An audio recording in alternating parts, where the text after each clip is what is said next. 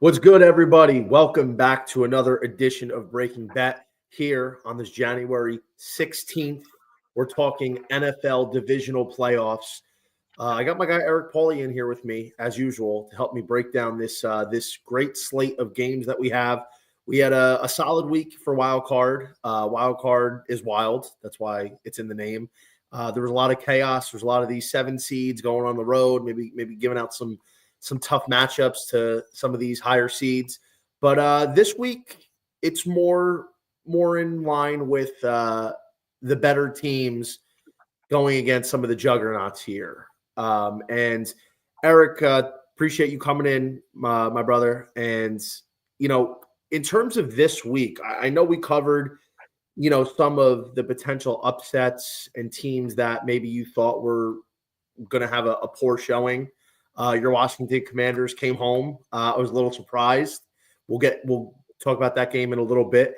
But for this week, who do you think is the favorite that's most likely to get upset?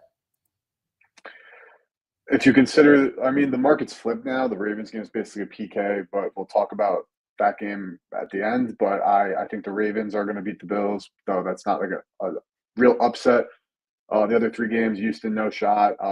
It's the Lions for me. Just considering the matchup with Washington, this is a game where we will talk in more detail about, so I'm not going to give out all the secret sauce right away, but I think the Eagles match up really well with the Rams. I think that the Chiefs match really well with the Texans. I think that the shootout environment that's expected to be in Detroit for this upcoming weekend actually is conducive to the Commanders winning this game. Now, that's not saying the Commanders are better than the Lions. The Lions aren't good at football. Neither of those statements are true. Just as we know with the NFL, you have one game to win and move on. So if the Lions and Commies played 100 times, Detroit's going to win probably 65, 70% of those games. But a one-game sample, with how poor this Lions defense is, which again I'll talk about more in detail, if I had to choose one team to go down that's favored, barring that Ravens-Bills game that's basically a PK, I think the Commies do have a chance this week. For my sake, with all the futures I have wrapped up with Detroit to win the Super Bowl, Detroit to win the NFC, I certainly hope that is not the case. But I do understand where you're coming from, especially with a Commanders team that's already won a playoff game. So they're kind of playing with house money right now. They've established what they have for the future, and they saw immeasurable success in year one after the turnaround of a franchise that's been a disaster for the past decade. Washington wins a playoff game in their first year with Jane Daniels, who's going to be the offensive rookie of the year. I mean, you can't really ask for much more than that. So we will talk a little bit more about that game. For me, and this is weather pending, I think the Rams this time around are better suited to face Philadelphia. They've seen the sample size. They've seen what the Eagles can do. I don't think the Rams were playing good football then when they faced Philadelphia the first time. I think they were underprepared. But really, again, why did I take the Rams last week over the Vikings, which I couldn't believe they were underdogs. We talked about this, I don't know for how long, saying, are we really going to take Sam Darnold over Matthew Stafford in a playoff game? I think the answer was a resounding no. We're not going to do that. And listen, Phillies had success in the playoffs. They've been to a Super Bowl. If it wasn't for a couple of chaotic moments in the Super Bowl against Kansas City a couple years ago, Jalen Hurts is Super Bowl MVP, and the Eagles have another Lombardi trophy. So it's not like Philly or Sirianni or Jalen Hurts isn't capable and won't perform well in a postseason game. But for me, the Rams are getting a lot of disrespect. I think when you look at LA as a whole, aside from the fact that this is a head coach and a quarterback that have been there, done that with a lot of very dangerous skill players, it's a team that I feel like has kind of found their footing. They went against a really tough Minnesota defense, a defense that is comparable to Philly in many fronts, and was able to put up a lot of points and really make it so, that the Vikings defense was off balance all game. I say weather pending because they're expecting snow in Philadelphia. And I probably won't officially put out a play until we get closer, just so I can see what that looks like. It is tough to travel from west to east coast. But, over the course of the regular season, this is a spot obviously favoring the Eagles more. But in the playoffs, on a one-game sample size where, the experience of the quarterback and the head coach having weathered the storm, no pun intended, I think LA in this rematch is actually probably the most suited for a revenge spot here, where 3 of these 4 teams have already played each other this year. Yeah, I mean, well, I disagree, so I'm looking forward to our debate when we talk about this game. All right, let's kick it off here. A pair of teams that played late in December. It's Houston and Kansas City. Back in Arrowhead, 8.5-point spread. This first game ended at an 8-point margin. Eric, I'll let you start this one off. Do you think Houston's win against the Chargers last week was a little fluky? Do you think they can carry their formula into Kansas City, where the Chiefs really haven't played, as well as we've seen them play in the past, despite winning 15 games? Or do you think playoff Patrick Mahomes and Andy Reid just blow them away? Chiefs don't blow anybody away, but with that being said, the playoff Chiefs, right? Like, they're in that realm now where nothing matters from week 1 to week 18 because they have historically, the last couple of seasons in their quest to win Super Bowls, basically, took the season, evaluated what went well for them, what didn't go well for them. Obviously, they evaluate their matchup, and then they're willing to change who they are. Like we saw last year, this team was, running the ball to everybody's throats last year, and then the playoffs come, and they're integrating a more passing style approach. And I don't think I think it's by design. Like, you have obviously the best quarterback in football, a top 3 head coach currently going in football, who's obviously been to the summit and is going for the three-peat. So I think that the Chiefs, they're one of those unique teams where, like, I don't think the rest matters so much, where I feel like, Philly, you could say they were a little, rusty after Jalen Hurts not playing in that game in week 18. But with Patrick Mahomes having all this time to chill, Travis Kelce, older guy, having time to chill, DeAndre Hopkins, older guy, having time to chill, their defense, which has been very banged up throughout the course of the season as well. Guys like Jalen Watson, who's a outstanding cornerback, is probably going to be healthy for this one. And they're playing a team in Houston that has one weapon. Like, you have 2 with Mixon, but like one weapon on the outside in Nico Collins. It's Nico Collins, and then it's 10 piles of nonsense before you get to the strength of their next pass catching weapon.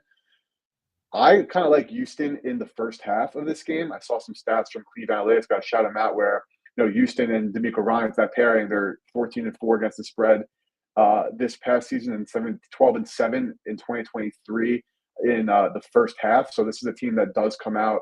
This is a great defense. They're going to be able to, at least like contain Mahomes, but it's a situation where you can only contain this Chiefs wagon for so long. I think I like the first half line because of what I mentioned, and also considering it is a game with a low total, and I do think that the Texans are going to struggle to score throughout the course of the game, but asking them to just maintain 6 points in the first half, where this defense, as we know, is really good, is going to be able to at least, keep them in this ball game. So I did play Texans first half +6, but full game, I lean under and I lean Chiefs. It's just the Texans don't have the offensive dogs to, put up points on this Chiefs defense that is going to be one of the top defenses in football, like they were last year, like they were this year, despite some of the injuries. It's an all-around amazing team, and the Texans don't have the people to take advantage of some of the, just they don't have guys, they don't have weapons, and CJ Stroud's going to be under pressure. It's going to be a game where I think that the Chiefs make a statement. I don't know if that means that they blow them out, but I think it's going to be a game where, they get off to a relatively decent, 1-score lead in the first half of the game. And then over the course of the game, portraying it's when the game unfolding is when we're going to see the wheels come off for Houston. I don't think it's going to be a right away. Chiefs come out firing, put up 14 in the first quarter. I think we could be looking at a 10-6 game in the first quarter that's going to end up being, a 23-10 kind of game at the end potentially. I like how you brought up the Texans first half, because I am with you there. They're getting 4.5 right now on FanDuel for the first half. I definitely could see this being something like a 14-10 Kansas City first half. That's actually exact. The score is 40-1 over on FanDuel.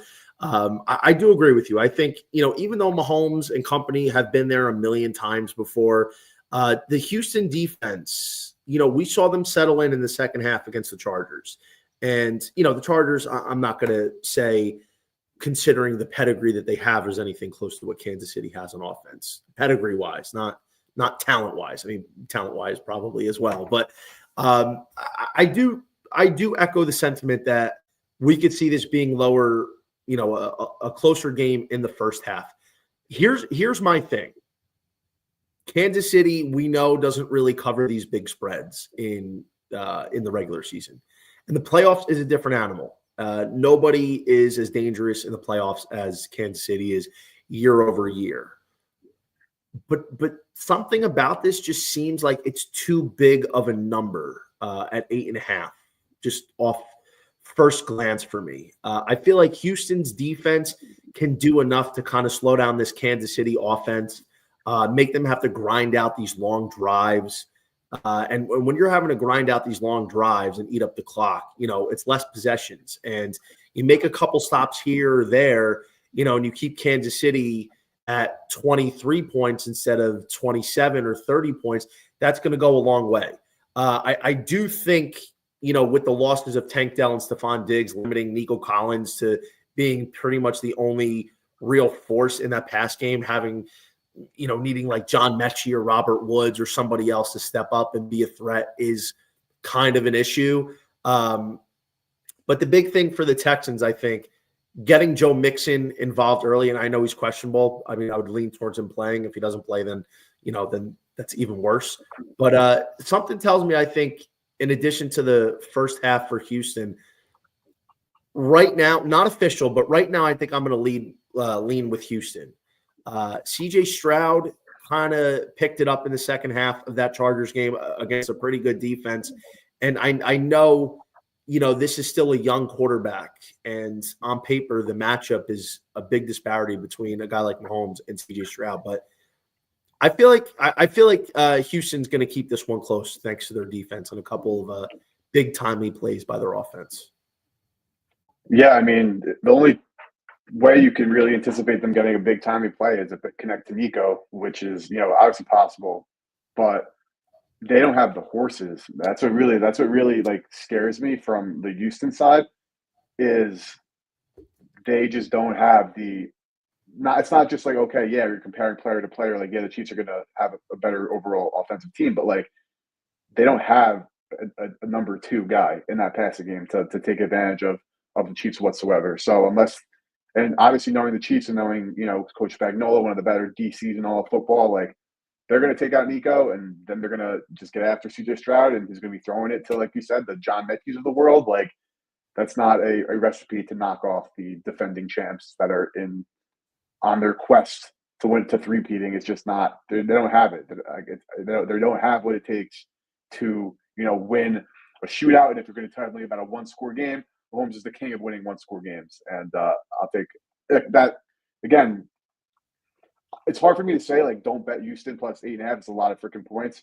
But it's like, yeah, if I'm getting involved in this game, like I'm building the parlay or I'm building the teaser, first thing I'm clicking, Chiefs money line. Yeah, I don't think Houston's got the juice to win this game, especially on the road. It just, you know what, man? I don't know. Like, is it that easy? We plug and play Mahomes and the spread. Like, I'm not debating the money line. The spread is big here. I mean, I think early lean for me is just got to be Houston. It doesn't make sense. How are they going to go out there and even have a chance to win this game? But like, that's why they play the games. That's why the NFL is hard to handicap on a week-to-week basis, because you see things at first look on paper. It's like, there's no way that could possibly happen. And, a freak play, a fumble that bounces your way, they get a couple interceptions. That's the kind of thing it takes for a team like Houston to hang in there.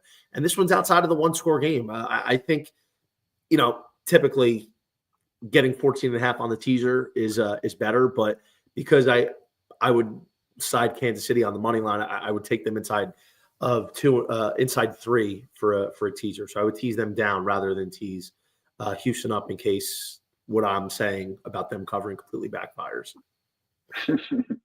No, yeah, I totally understand. All right. this might be probably not the most. This is probably the second most exciting game, I would say. Washington, Detroit. First look, and if anybody got this, kudos to you being on top of the market. This opened at 10.5. And within like a couple minutes, it was bet down to 7.5, 8, and now it's settling right around 8.5. So the number has moved a lot from when the line dropped to now. A lot of push pull. Obviously, I think the both of us agree 10.5, 10, 9.5, 9, maybe even 8.5 is too many points for a team with the kind of variance that the Washington Commanders have. They went into Tampa Bay, and credit to them. Their defense played overall well enough to win. They did get a little bit lucky with that end around fumble that turned the whole game. Dan Quinn showing all the aggressiveness like Dan Campbell does, went for on fourth down 4 times, converted twice. And ultimately, a couple of those fourth down conversions were the difference in the game. Here's my thing. Washington is very one-dimensional in the sense that they have one guy in the pass game you can count on. The running game is very good. Detroit, their defense on paper, was good throughout the year when they had their guys. But they went through a rough period of transition when they were losing all these guys.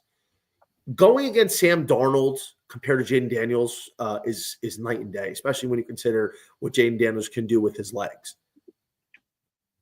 I feel like Aaron Glenn is going to try and do some of the similar things he did against the Vikings in terms of pressuring Jaden Daniels up the middle. Obviously, you got to have the athletes on the edge to contain Daniels from extending the play and picking up first downs and yards with his legs. I think the Lions are going to win this game. And it's easy to say, they're 8.5 point spread. Not advising to lay a money line of this magnitude.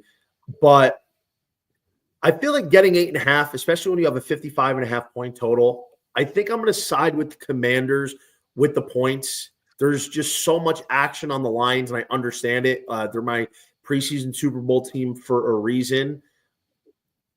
I think I like Washington here. I think Jaden Daniels is going to be able to execute enough action in the pass game and slow down that pass rush with the run game, whether it's the read option, Bryant Robinson, some traps, some counters, Austin Eckler, short pass game extension of the run game. And, offensively, I think Washington's going to be able to put up points. Eric, before I let you get there, the Commanders defensively is where I'm interested in because they run man coverage at the 5th or the 6th highest rate. And Jared Goff and this Lions offense has been one of the best teams against man coverage. And we saw what Mike Evans was able to do on Marshawn Lattimore. We know that's an arch rival situation. But the amount of weapons with David Montgomery returning is going to be a lot. Nonetheless, like I said, I think the Commanders can make enough plays and keep this one inside the 8.5 number. What say you? Yeah, I love the commies against the spread. I think they're worth a money line sprinkle, and I bet the over. You're going over 55.5? I'm going over 55.5. I think we see a well over 60-point scoring output between both these teams combined.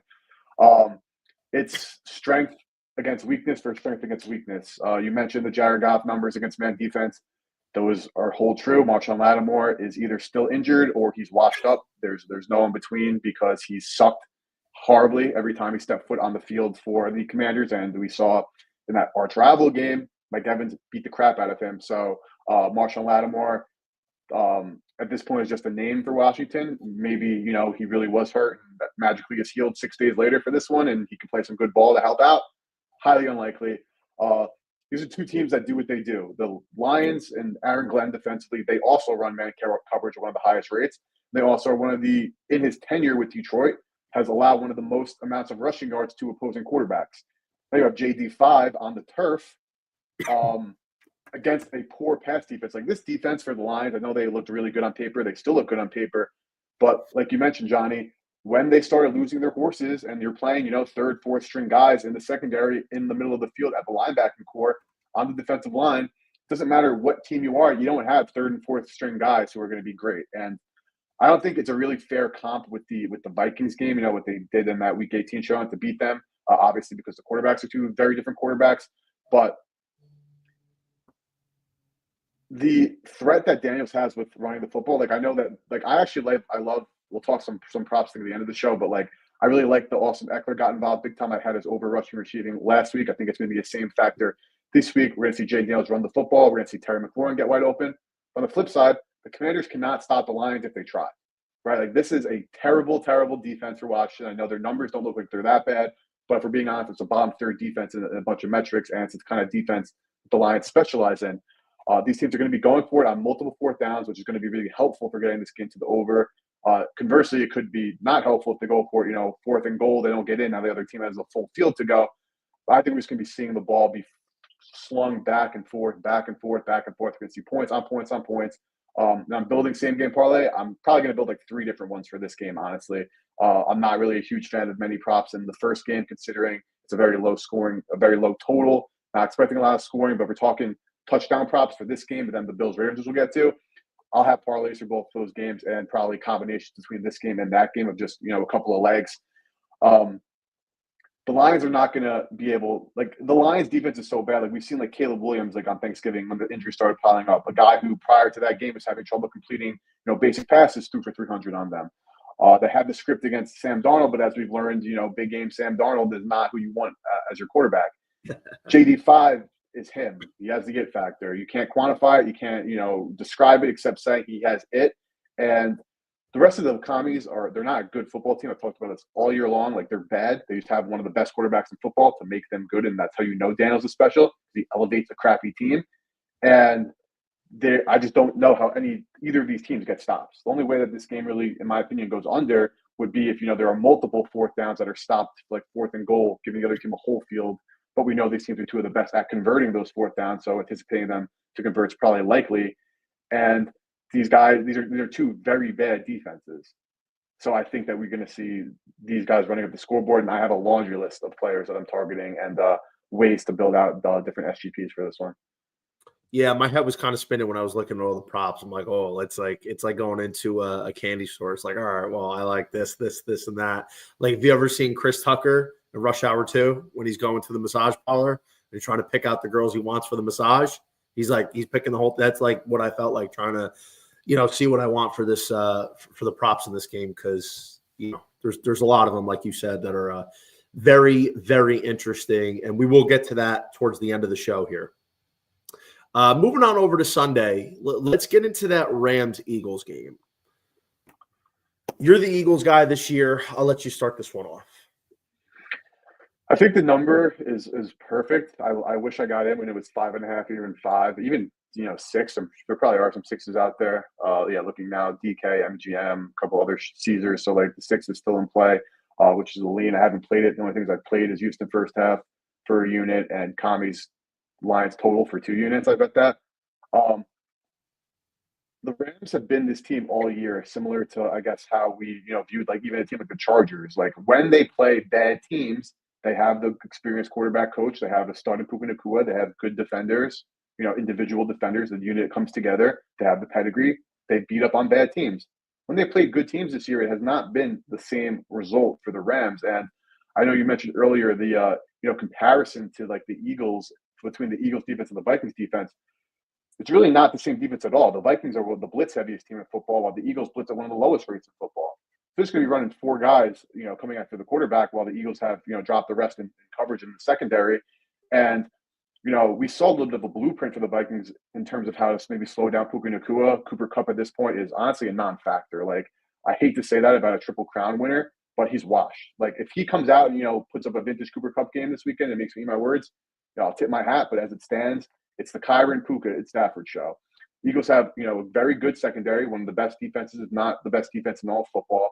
And the Rams have, played when they try to take a step up in competition. They haven't had the success that you'd like to see from, a playoff team. The Eagles, their formula is simple: give the ball to Saquon Barkley. They are going to control the ground game. Saquon anytime touchdown. I know it didn't hit last week, but if you ask me, it's a free square this week. Like, I'm putting that in every single parlay that I'm taking this week. It's going to have a hint of Saquon Barkley touchdown. And on the offensive side, for the defensive side for the Rams, like, they haven't been able to stop running backs all year long. We know it. what Saquon did to this team earlier in the year. And I know you briefly mentioned it, Johnny, and I do agree that you kind of have to alter your quantification of it, considering it is the playoffs. But the Rams on another short week, on another travel schedule, they've been on the road they've been on the road consistently for the last couple of weeks.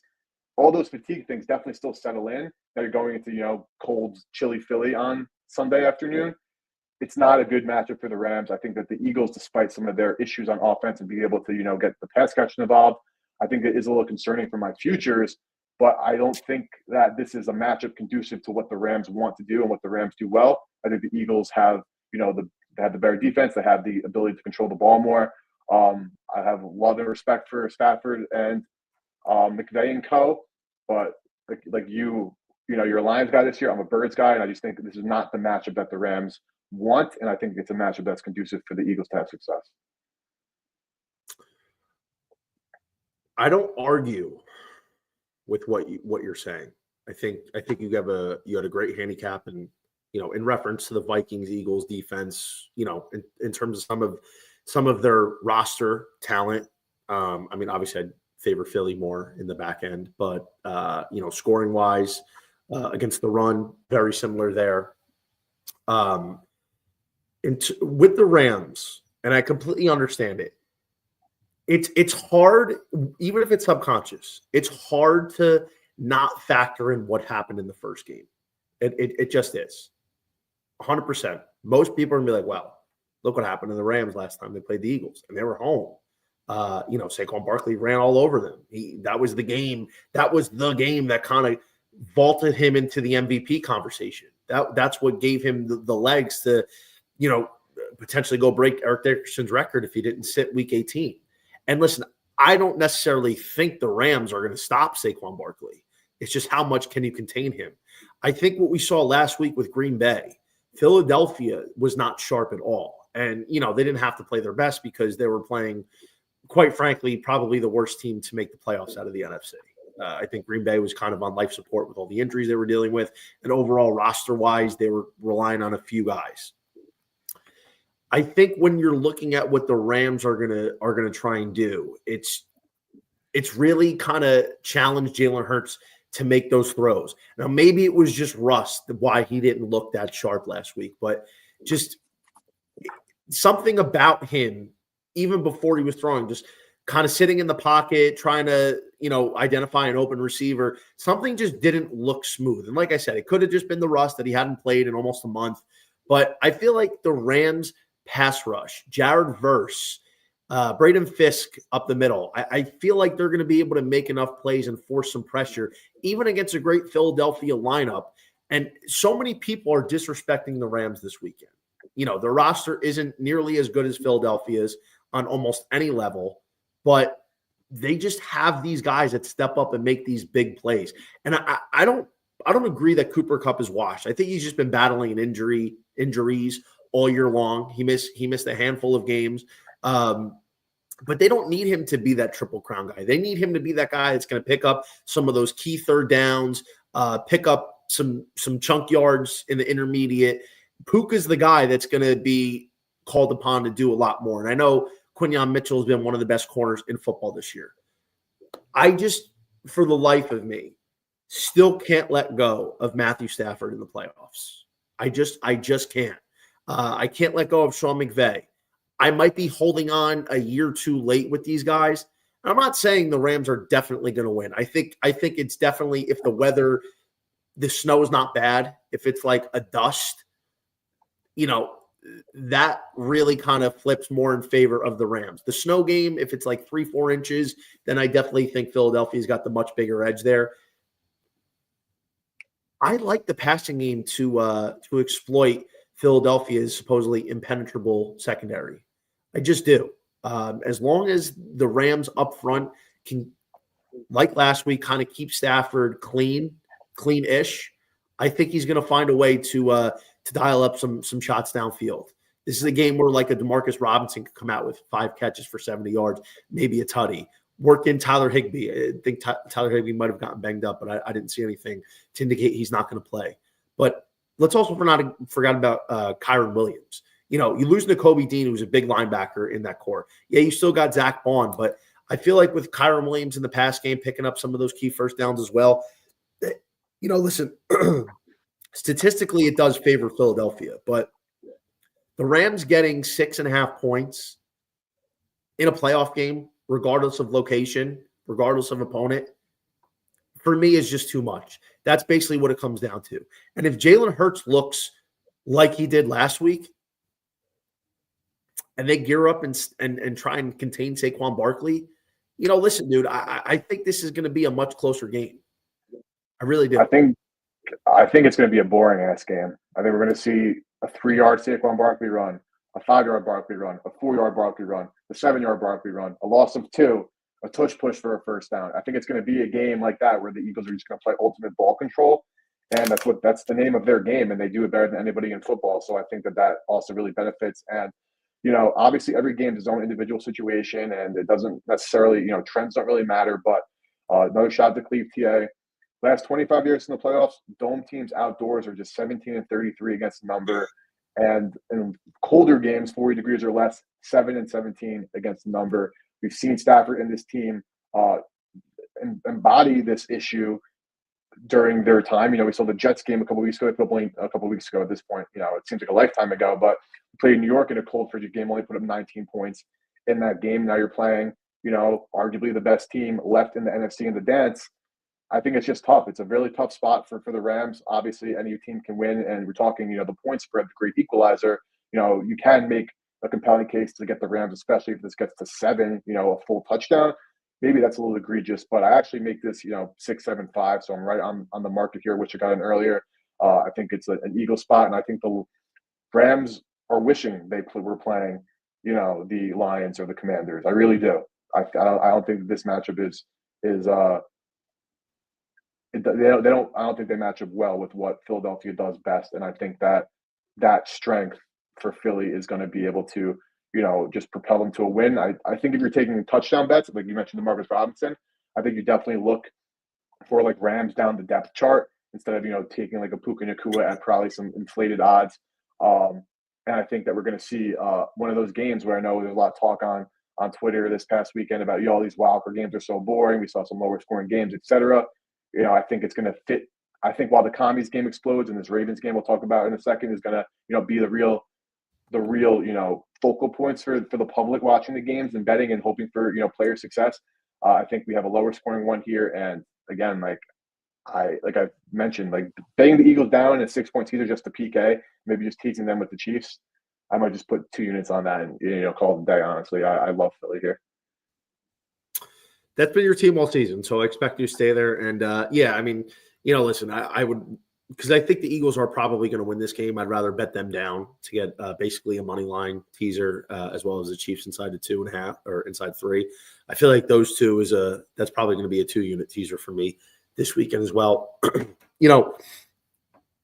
to recap, just to conclude this, the reason why I'm saying the Rams can stay inside is if like Stafford has one of his typical games, and I know the metrics aren't going to favor the Rams. I just think they weren't playing well to close out the season. And obviously you want to have a team that's hot going into the postseason. That's usually the team that makes the run. But I'm holding on to that hope that Matthew Stafford is still that guy in the playoffs, and Sean McVay dials up some trickery, fake punt here and there, just like some of those things that can really turn a game or at least keep this one close. But listen, if Philadelphia wins this game and they blow them out, am I surprised? No. One of the props that I will give out now, I think Barkley over 21.5 carries at -120 is one that I'm going to be firing away here. He's hit it in 6 of his last 8 games. He's going against a defense that he carried the ball 26 times. If it's a cold weather game where, say the Eagles do have a lead and they're trying to milk the clock, I feel like we're going to see a lot of Saquon Barkley. He got the ball. He got the ball quite a lot against Green Bay. So I feel like Barkley going over here, continuing off the 345 carry regular season and only 16 games, should follow suit in this one.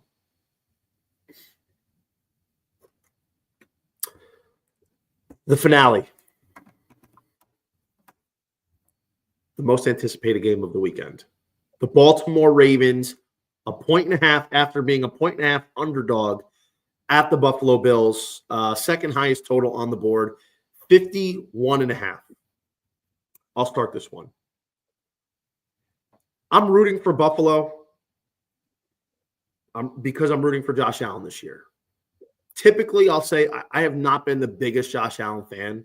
I'm an admirer of his just physical stature and his athleticism and some of the plays he's made. But I mean, a guy that's quietly put together 40 touchdowns or more in 5 straight seasons, a guy who has done more with less over any other quarterback this year. This guy has put his team in a position to be 1 win away from an AFC championship game, where if you combined his top receiver, Khalil Shakir's receiving yards, and his running back, James Cook's rushing yards, it still doesn't even equal Derrick Henry's rushing yards alone. This guy's had to do Herculean things. He's had to wear the S on his chest all year. This is a guy that's beat the number 1 seed in each conference. He had 6 touchdowns against the Lions. I'm rooting for him for that respect. I think he's the MVP. We've talked about this ad nauseum. I think he's the MVP because of what he's done this year with a lack of supporting cast.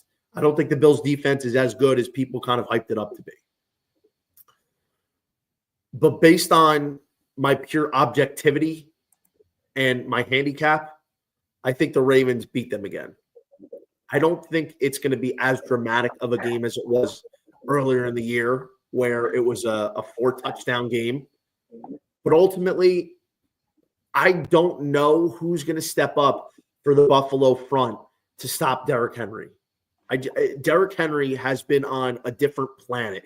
26 for 186 against the Steelers, 20 for 138 against Cleveland, 27 for 147 against Houston, 24 for 162 against Pittsburgh. I mean, this guy is getting the ball in the critical moments of the season, as he usually does, and he is dominating. He only gets better as the game goes on. And now, as we've seen this season with Lamar's rushing ability and the threat of his legs, it's made Henry even more potent. I quite frankly think if Baltimore runs the ball 35 times, I just don't know how Buffalo's going to do it. They control the clock. They limit Josh Allen's possessions. I don't think the Bills' defense is going to be up to the task of shutting down this offense. Typically, Lamar's receivers have been wide open this year. Some of it has to do with him extending plays and creating time, but his receivers are able to get separation. Quite frankly, as great as Josh Allen's been this year, I just think with the lack of talent around him, this is going to be too tall of a task for him to overcome. So I think Baltimore is going to take this one. I think Henry's going to have another big day. I think Lamar's going to have a big day on the ground. I think the Baltimore Ravens are going to play the Kansas City Chiefs in the AFC Championship game. I don't care whoever wins because I can't wait to take the Chiefs against them next week. Yeah. But it's what we've talked about a couple of times this year. There's been a few games that have essentially been around a PK, 2 juggernauts going at it, like that Bills-Lions game, even probably this Ravens-Bills game at the beginning of the season. It's a put your nuts on the table play. You're not going to find an edge in this one. Like, it's a PK. If you have been riding the Josh Allen train and you love him and you think he's an MVP and you just want to keep riding, bet the Buffalo Bills go on through day, be happy, watch a fun game. If you're on the Lamar MVP train, you have fun watching the Ravens, you have the respect for Lamar that everybody should have because he's an absolute stud and who I am starting to lean toward probably should be the MVP, then you bet the Ravens. So I don't have anything like prolific or, obscure or any tidbits that I could put into this one that's going to, maybe change your mind or sway anything. I think the Ravens are the better football team. I think in a situation like this, not having Zay Flowers, though, is actually massive. If he's not playing, the Ravens pass catching corps really takes a hit. And I think that opens the door for Buffalo because he's their explosive player on the outside. And yes, Bateman's been very good, and it's been nice to see his ascension. But, he's still probably better off in that number 2 fiddle role than, being the number 1 guy. I think that will definitely help out Buffalo's case if Flowers does not play, which I think is unlikely, but I haven't seen any recent reports on that. Long-winded way of saying, again, it's a nuts on the table game. If you're, back in the Josh Allen train, you don't want to get off, no need to get off now. If you're on the Lamar train, don't need to get off now. Get off next week when they play the Chiefs, either one of these teams. But guns ahead, I'm taking the Ravens here. I think the total of 51.5 is probably priced well. Like I said earlier, and we'll talk about it in a few short moments here. I love looking at like touchdown props and other props in a game like this. I think the total being 51.5. I think obviously we've seen a lot of higher totals even last weekend where the game didn't come close to covering. I think the two big totals, this one and the Lions Commies, will fit the bill of high scoring games that they're advertised to be. I see this game going a couple different ways, game flow wise. I could see one of these kind of shootouts where, it's a 34-31 game. Josh Allen makes some Superman plays, his receivers step up, Khalil Shakir, Amari Cooper, he gets Dalton Kincaid going, James Cook out of the backfield, and they score a good amount of points. But first look, I'm kind of feeling like this is going to be a usual run-heavy game script. Like, why would Baltimore get away from a super commitment to the run game? And obviously, if the Ravens get up big and the Bills are forced to throw, then that'll throw a wrinkle into it. But I feel like Buffalo is also going to commit to the run a lot. I feel like there's going to be a lot of running, and this total's a tad high, where we're going to see some grinded out drives. Maybe a few home runs here and there, but I don't know. I see this could be a 6-7 play drive a lot of the times for each team. I don't think I think the opposite, honestly. I think the Bills are going to drop back more than anticipated. We know what the Ravens did to them the first matchup. It was, such a good game plan. Literally one of Josh Allen's worst games he's played in his entire career. Even worse when you date it back to first year doesn't count. Second year he's still developing. Josh a little bit longer, but we're talking about when Josh Allen's been Josh Allen for the last 4 or 5 years. That was the worst game he's played. So even there's no reason to believe that all of a sudden they're going to have some immaculate game plan to combat whatever Baltimore did, and there's no reason to believe Baltimore's going to change anything they did. So I think that honestly, Josh Allen passing prop lines and all overs are certainly in play. I think that the Bills are going to be throwing at the Ravens, one of the best run Ds in football, and I think that they're going to be trying to make up ground in the air while the Ravens are able to get honestly whatever they want on offense. This Bills defense is not good. I want to make that point that I want to just back up on that point you made, Johnny. You can make the arguments about, Josh Allen supporting cast, and that's why he should be MVP, yada, yada, yada. I understand. But that being said, when you say that, you're just admitting the fact that the Bills, I'm not saying I'm speaking generally, the Bills aren't good. We're talking about a great team versus a team that needs Josh Allen to be otherworldly in order to stay in games or win games. Asking to do that this week and then next week and then in the Super Bowl, which they're not getting to because the Chiefs will beat them. But I think that the Josh Allen magic train has to stop at some point. If it's not this week, it's next week. But I think it's this week. Yeah, but I'm going to say in that regard, I mean, you look at what happened with the first matchup, and I don't think that matchup is going to be, what it was. I mean, if the Ravens scored 35 again, it wouldn't surprise me. I see this game being a little bit more of the swing. It could be 24-21 or, 24-17, something along those lines. A high total, that's why I said the first way I could see this being 34-31. Absolutely. If the Bills are able to move the ball balance-wise, both by the run and the pass. I mean, the Ravens on paper have the best rushing defense or the second best rushing defense, because if you look at the teams they played, they're flat out terrible. And a lot of it has to do with the fact that they're playing from a lead so much of the time. So these teams have to abandon the run. I don't know if their run game is as good in real football as it is on paper because of, certain game flow expectations. So I think, Buffalo trying to get into a shootout with Baltimore,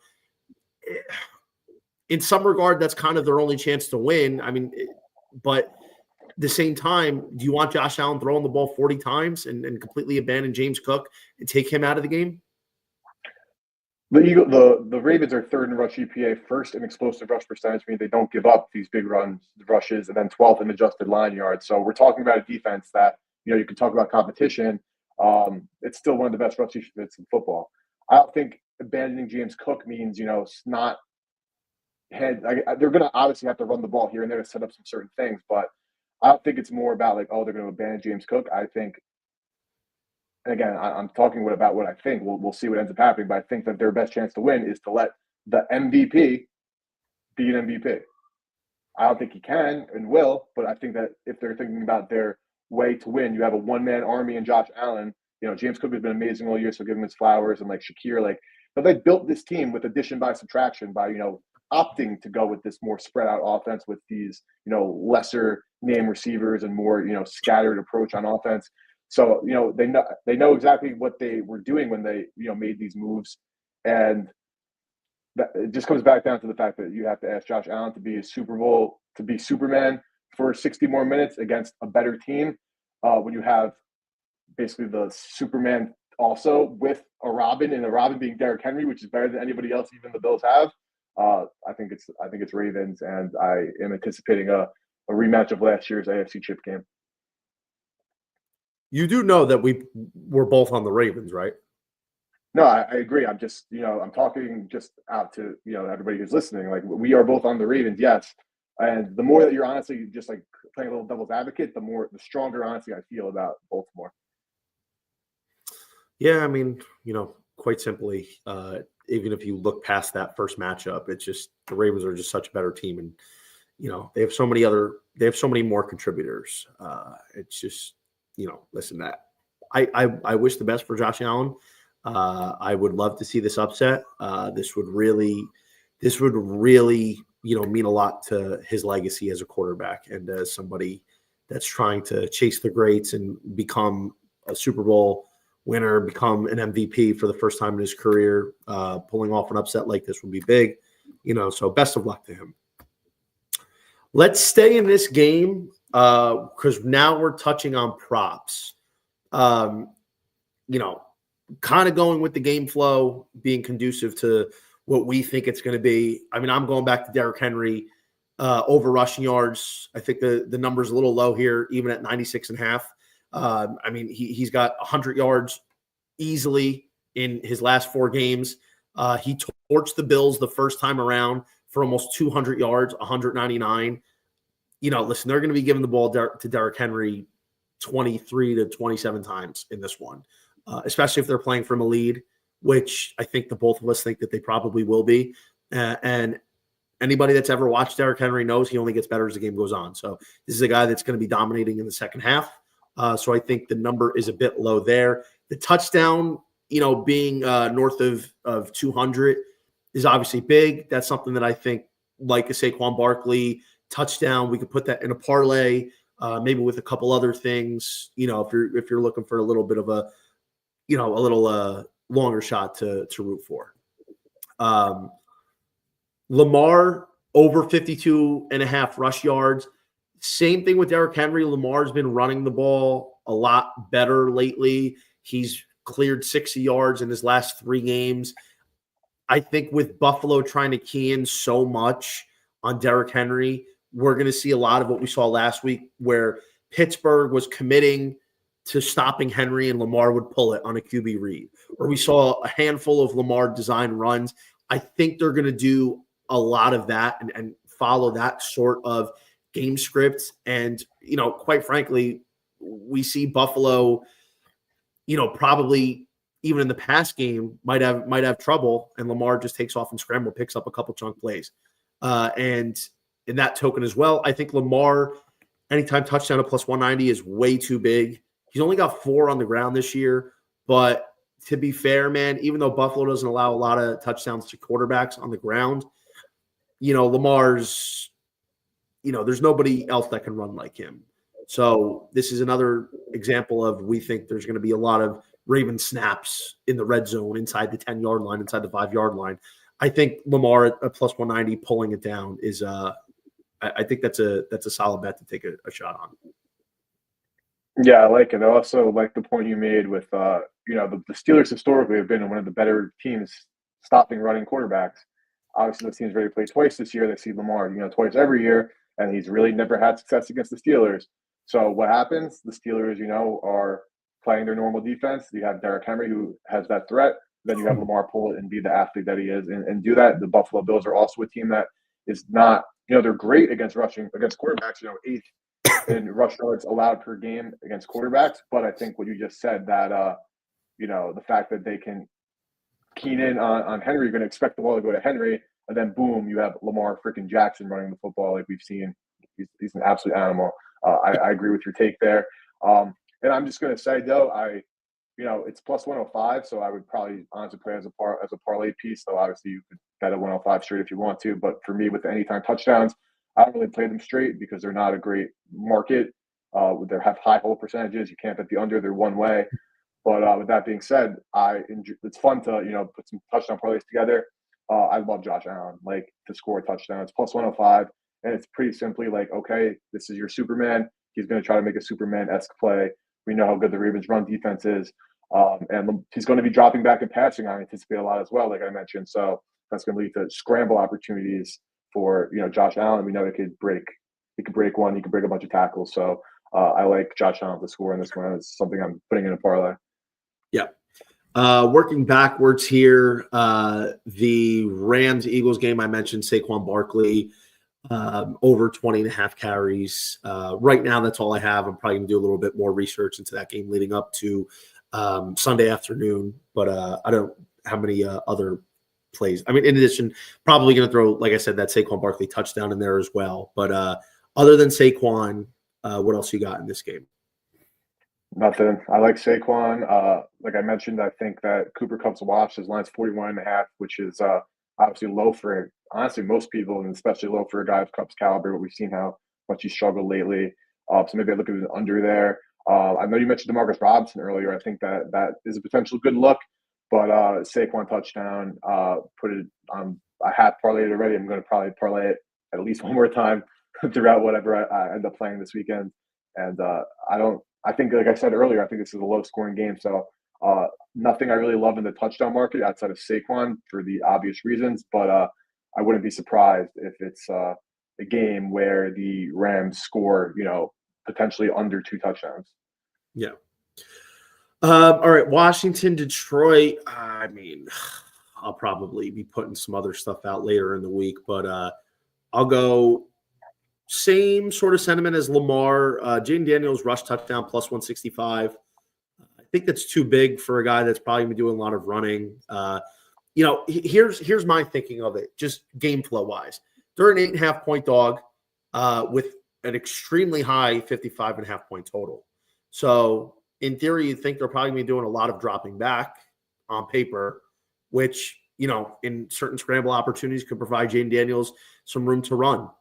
Because there's not really many players on defense that can keep up with him or contain him. And when they get closer to the goal line, I know they like to turn around, hand the ball off to Brian Robinson, but, same kind of thing as the Ravens with Derrick Henry and Lamar. Jaden Daniels could pull one on a QB read or run a little QB draw or a QB sweep.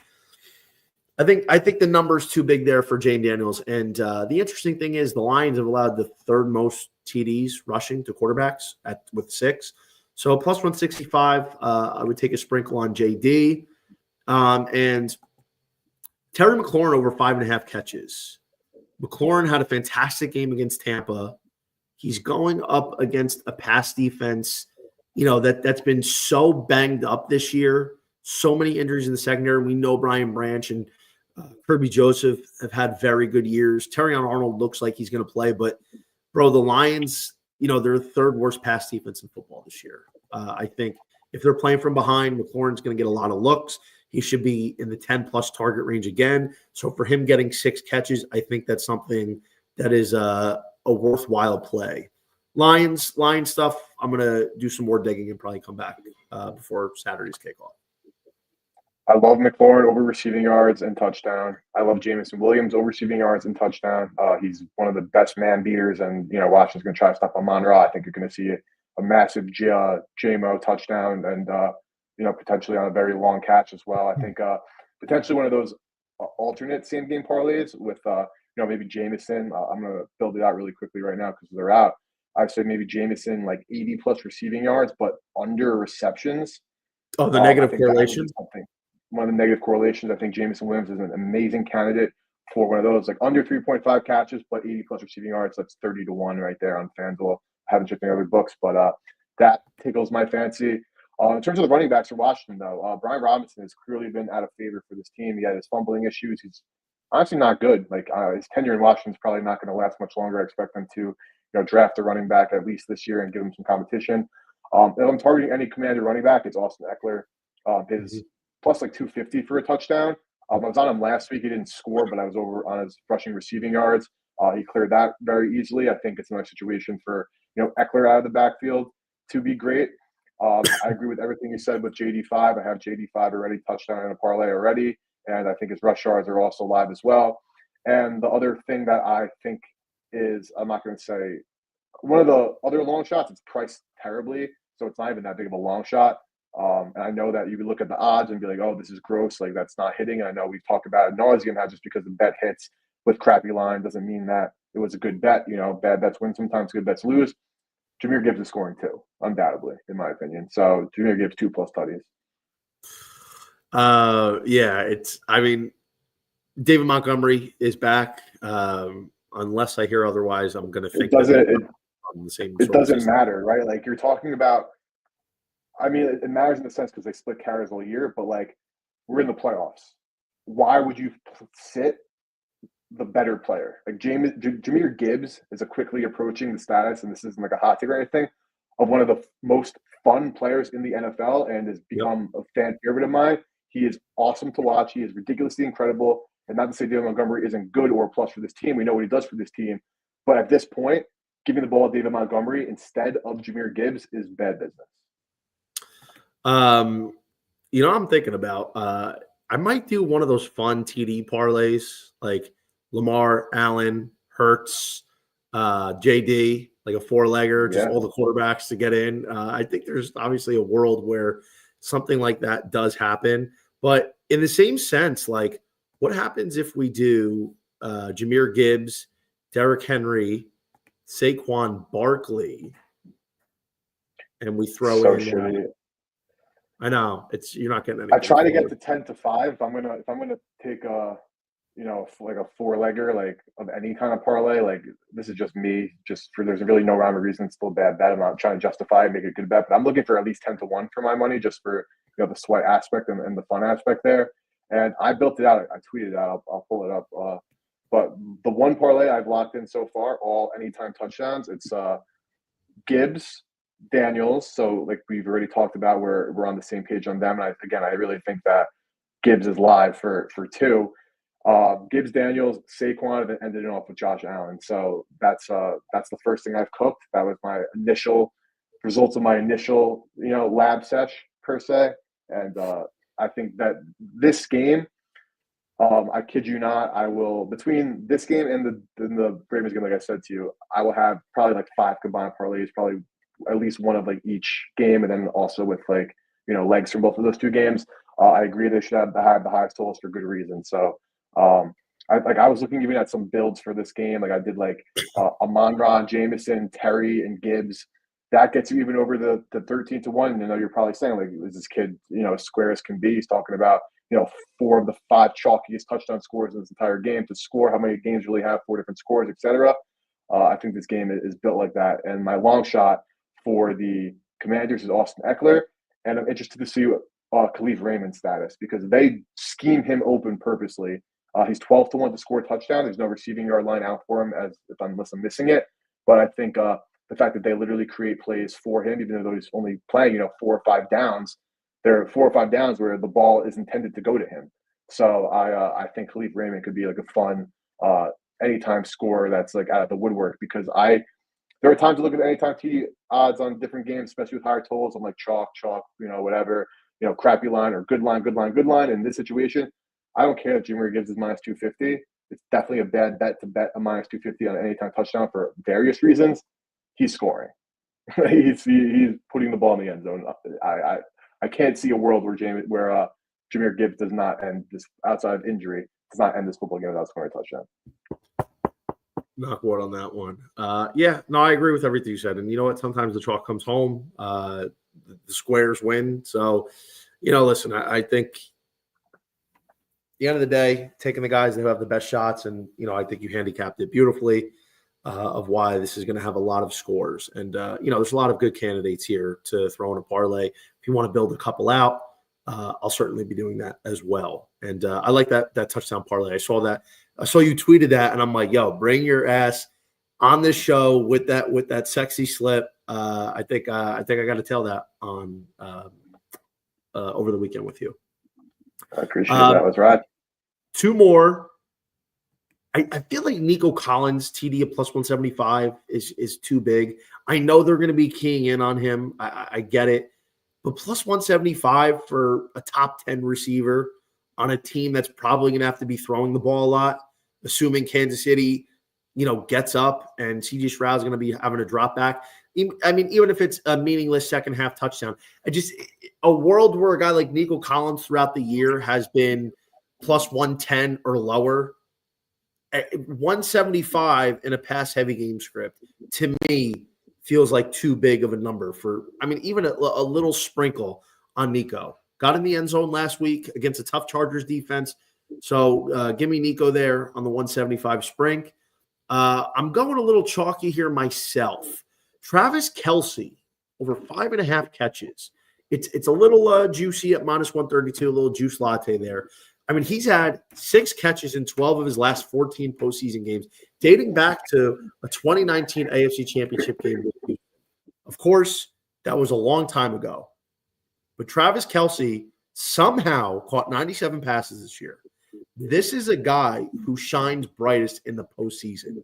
He kind of, the last couple of years, seems like he's lollygagging it throughout the regular season because he knows he's got to save up for the postseason. Coming off a bye, should be rested. I feel like he's going to be the security blanket as usual for Mahomes.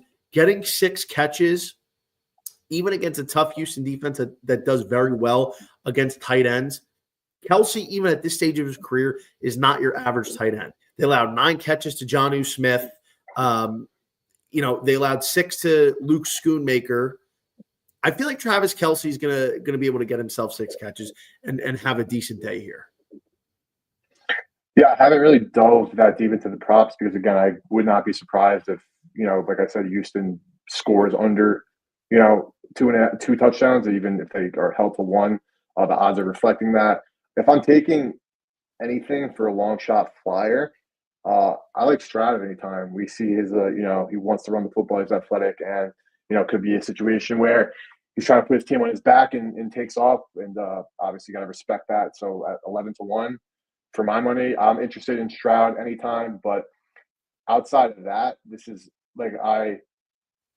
even in the Eagles game, like I mentioned, I'm going to be taking Saquon, maybe alt line in a parlay that I'm trying to add some legs to, and touchdown in a parlay, which I already have done, and I promise you I will do again for this weekend. This is a game where I'll have some first touchdowns for the sweat, but I'll be sitting on my couch wherever I'm watching this game Sunday. I have my Texans first half, but in terms of having parlay exposure, I probably will not have any in this football game, honestly. No, totally understand it. It's a little bit. This could end up being the most boring game of the weekend.